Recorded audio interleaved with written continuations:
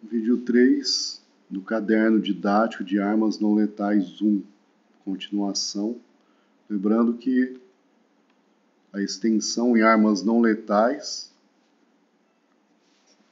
deve ser realizada em escola de formação de vigilantes para aqueles que já têm o curso de vigilante, curso de segurança patrimonial.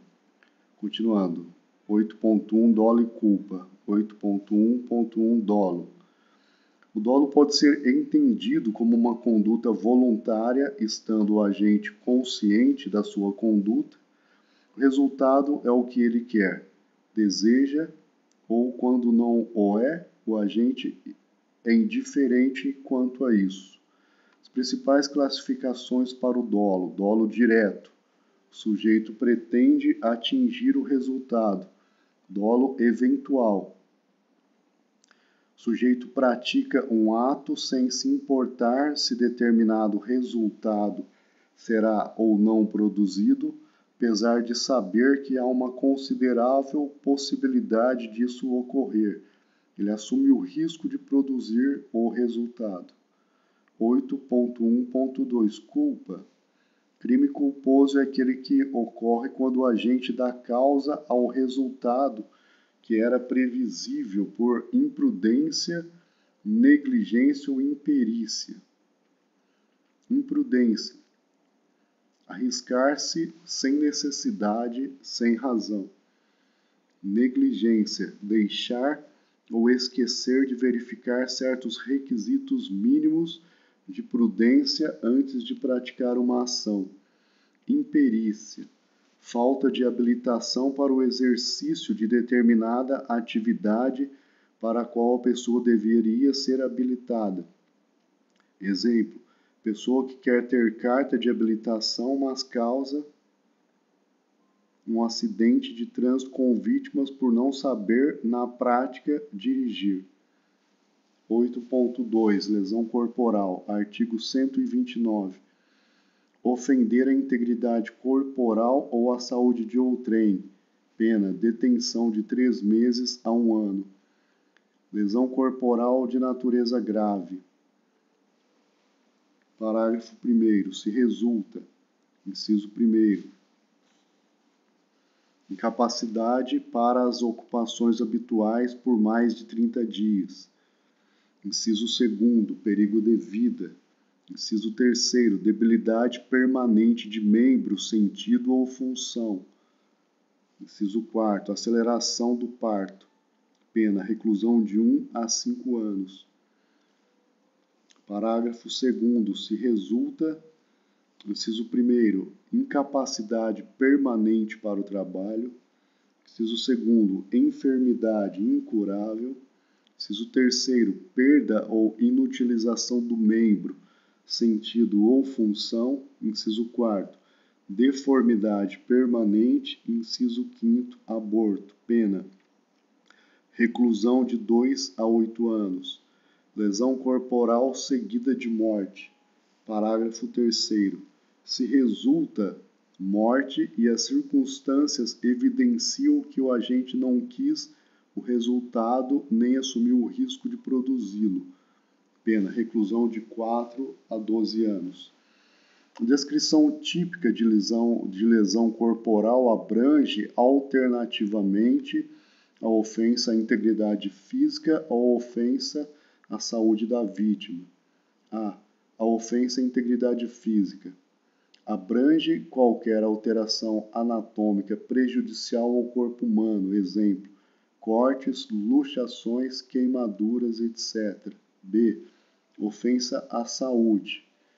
Abrange a provocação de perturbações fisiológicas ou mentais, onde perturbação fisiológica é o desajuste no funcionamento de algum órgão ou sistema componente do corpo humano, exemplo: paralisia, cegueira, outros.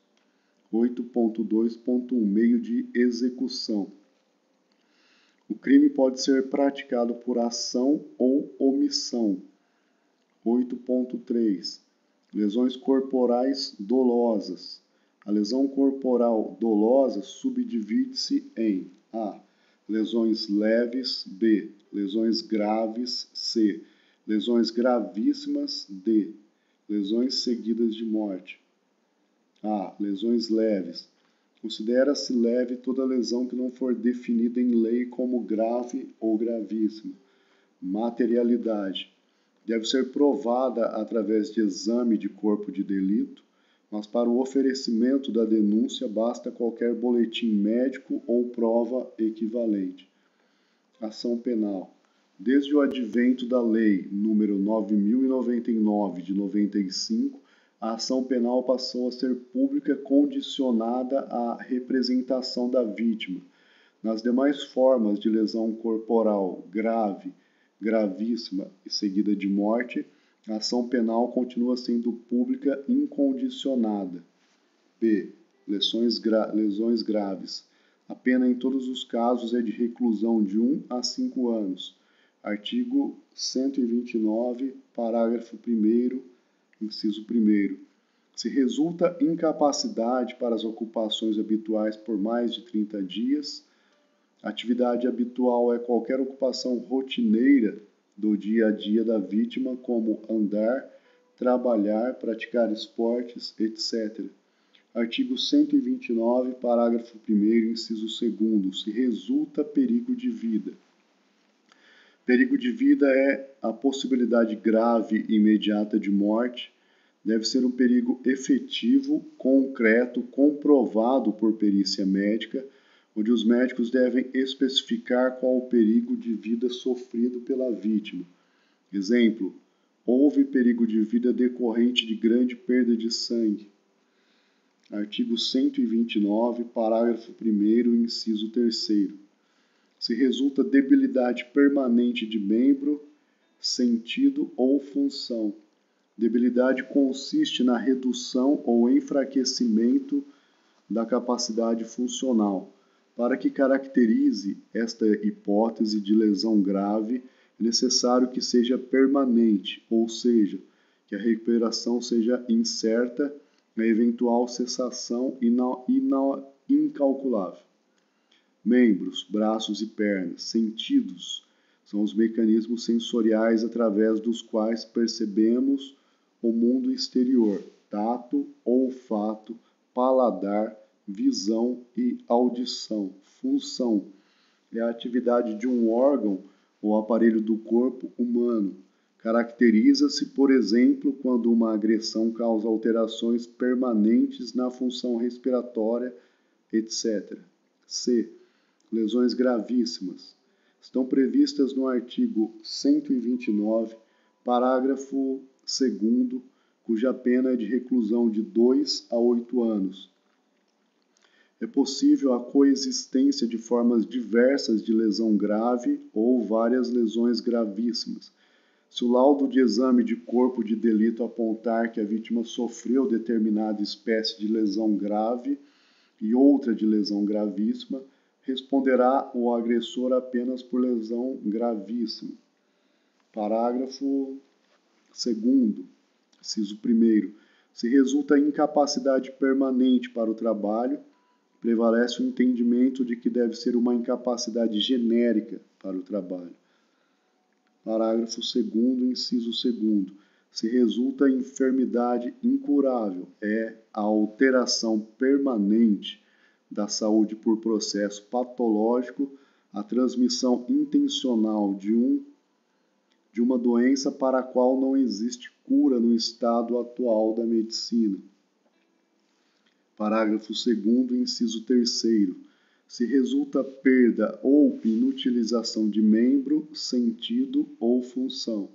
A perda pode se dar por mutilação ou por amputação. Em ambos os casos, haverá lesão gravíssima. Ocorre a mutilação no próprio momento da ação delituosa e é provocada pelo agente. Exemplo: amputação apresenta-se na intervenção cirúrgica imposta pela necessidade de salvar a vida da vítima ou impedir consequências mais graves. O autor do golpe responde pela perda do membro, desde que haja nexo causal entre a ação e a perda. A inutilização do membro, ainda que parcialmente, continua ligado ao corpo da vítima, mas incapacitado de realizar suas atividades próprias. Exemplo, paralisia total de um braço. Parágrafo 2º, inciso 4º. Se resulta deformidade permanente, é o dano estético, de certa monta, permanente, visível e capaz de provocar impressão vexatória. Exemplo, queimaduras com fogo ou ácido ou pelo efeito do gás pimenta ou lacrimogêneo. Exige-se que o dano seja de certa monta, ou seja, que haja perda razoável de estética. Deve também ser permanente, isto é, irreparável pela própria natureza, pelo passar do tempo. A correção através de prótese não afasta a aplicação do instituto. A deformidade deve ser visível, exemplo no rosto. D. Lesões seguidas de morte. Estão previstas no artigo 129, parágrafo 3º, cuja pena de reclusão de 4 a 12 anos. Parágrafo 3º. Se resulta morte e as circunstâncias evidenciam que o agente não quis o resultado, nem assumiu o risco de produzi-lo. Neste caso, a pessoa dolosamente quis lesionar a sua vítima, mas independentemente de sua vontade, o resultado foi o óbito, ou seja, houve dolo no antecedente, lesão corporal dolosa, e a culpa na consequência, morte da vítima. Por isso é conhecida como uma espécie de crime préter-doloso, dolo no antecedente, culpa no resultado. Não se confunde com homicídio, pois nesse caso o autor do crime não quis nem assumiu o risco de matar a vítima, apesar disto ter ocorrido de forma culposa em razão das lesões por ele praticadas. Exemplo, um indivíduo armado saca a arma para dar coronhadas em outro, crime de lesão corporal, mas acaba-o atingindo com um tiro, sem saber que a arma estava carregada, matando-o ou causando ferimentos graves. 8.4. Lesões corporais culposas, artigo 129, parágrafo 6º. Se a lesão é culposa. Nas lesões culposas não há distinção no que tange a gravidade das lesões. O crime será sempre o mesmo e a gravidade somente será levada em consideração por ocasião da fixação da pena base. Nos termos do artigo 88 da Lei nº 9.099 de 95, a ação é pública condicionada à representação. A composição acerca dos danos civis, homologada pelo juiz, implicará renúncia ao direito de representação e, por consequência, extinção da punibilidade do autor da infração. 8.5. Crimes de perigo. A. Entendimento sobre perigo. Perigo é a probabilidade de lesão de um bem ou interesse tutelado pela lei penal. B. Classificação do perigo. Podemos classificar como: inciso 1º, individual ou comum. Inciso 2º, presumido ou concreto. O perigo é individual quando expõe a risco de dano e interesse de uma só pessoa ou um número determinado de pessoas. Ele será comum ou coletivo quando expuser a perigo um número determinado de pessoas. Perigo presumido ou abstrato é considerado pela lei em face de determinado comportamento positivo ou negativo. Não precisa ser provado presunção juris et de jure, pois a lei entende que tal comportamento é perigoso por si só. Perigo concreto é o que precisa ser provado, precisa ser investigado. É necessário que se demonstre que aquele comportamento foi efetivamente perigoso.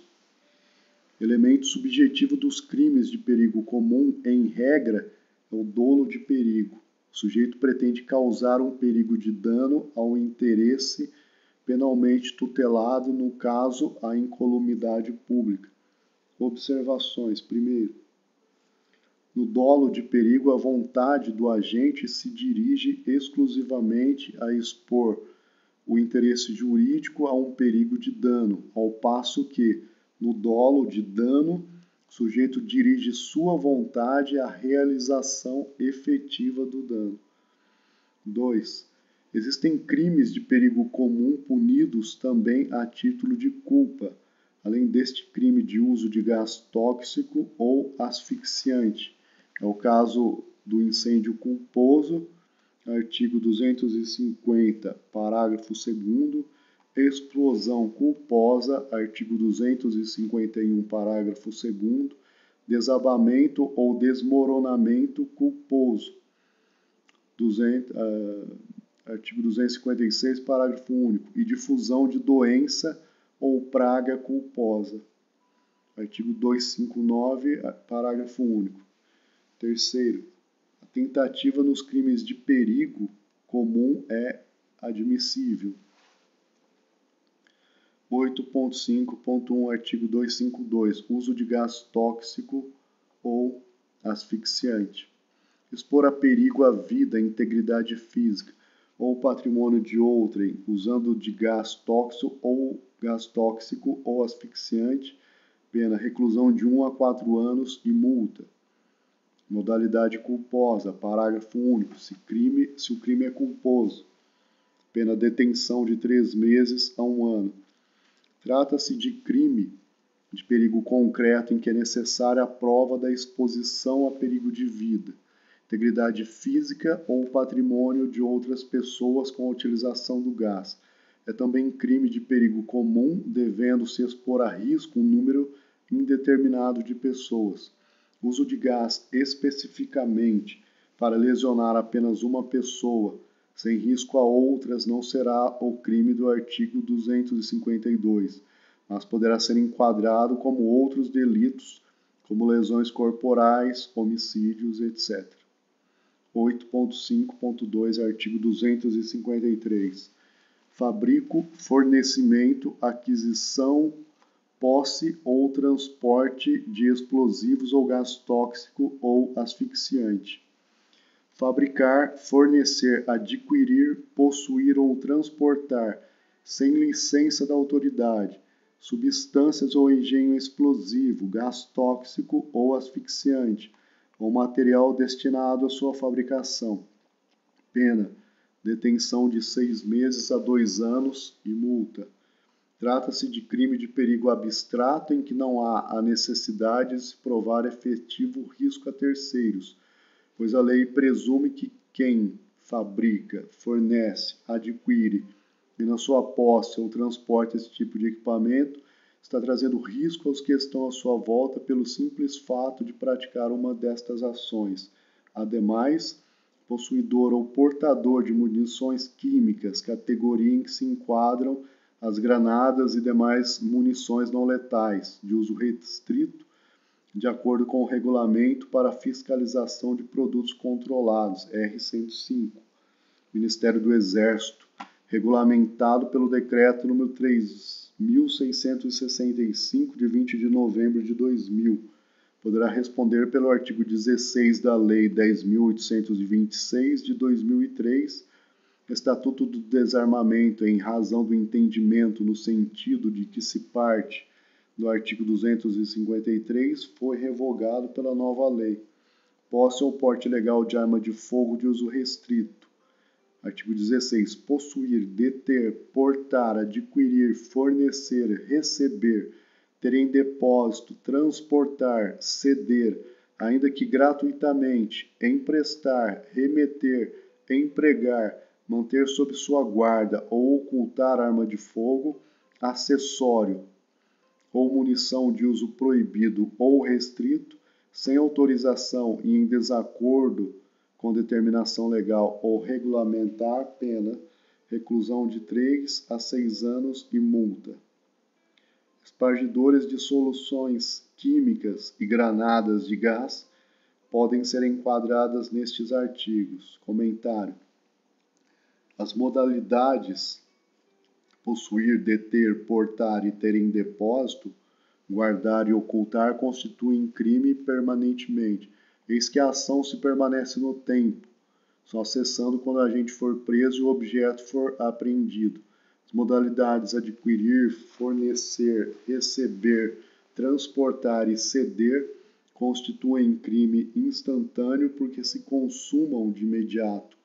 Todas as modalidades são a título de dolo direto, não admitindo a culpa.